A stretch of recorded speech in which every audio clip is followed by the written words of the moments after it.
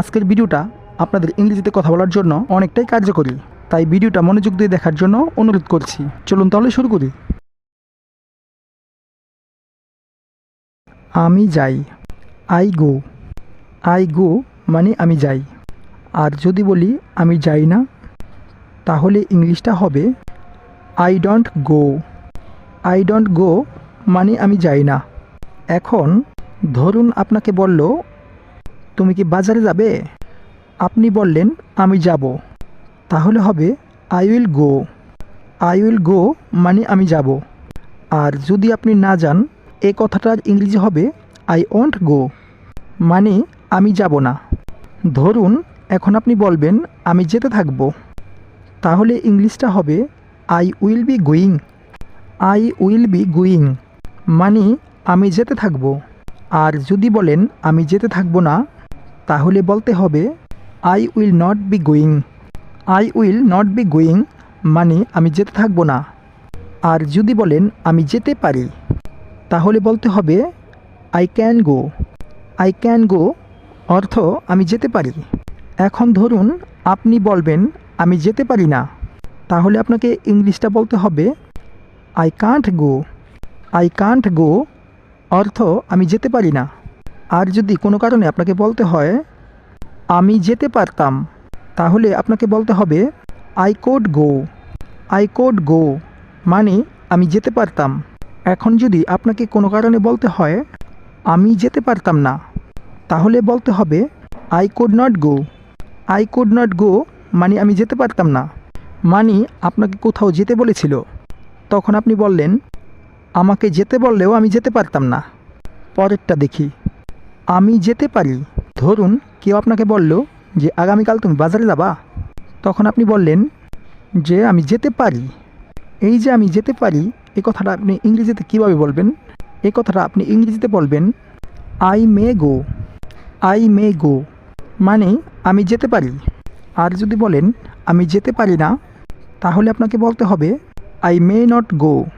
I may not go মানে আমি যেতে পারি না।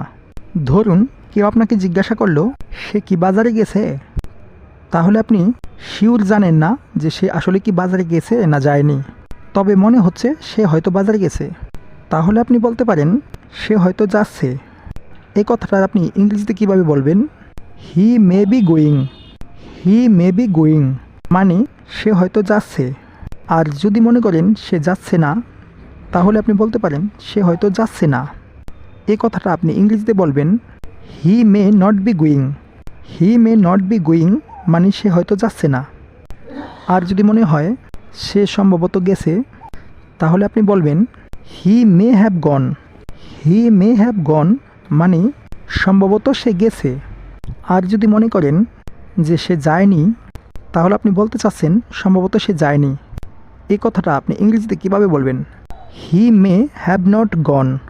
হি মে হ্যাভ নট গন মানে সম্ভবত সে যায়নি। আমি যেতাম মানে আপনি বলতে চাচ্ছেন যে উনি যদি আমাকে দাওয়াত করতো তাহলে আমি যেতাম। আর আমি যেতাম এই কথাটা আপনি ইংরেজিতে বলবেন I would go. I would go মানে আমি যেতাম। আমি যেতাম না মানে তুমি যদি আমাকে বলতেও তবু আমি যেতাম না। এই যে আমি যেতাম না, এই কথাটা আপনি ইংরেজিতে কীভাবে বলবেন? I would not go. I would not go মানে আমি যেতাম না।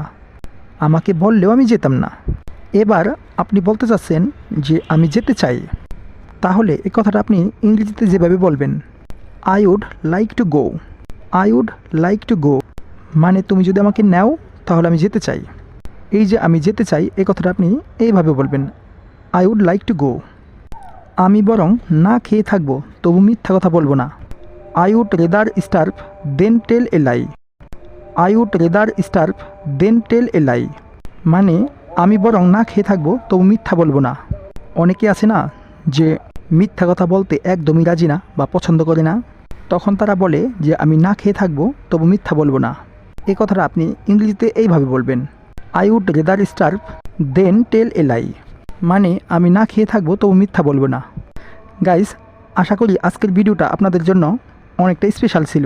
ভিডিওটা ভালো লাগলে লাইক, কমেন্ট এবং শেয়ার করুন। আর চ্যানেলে নতুন হয়ে থাকলে এখনই সাবস্ক্রাইব করে আমাদের সদস্য হয়ে যান। Thanks for watching.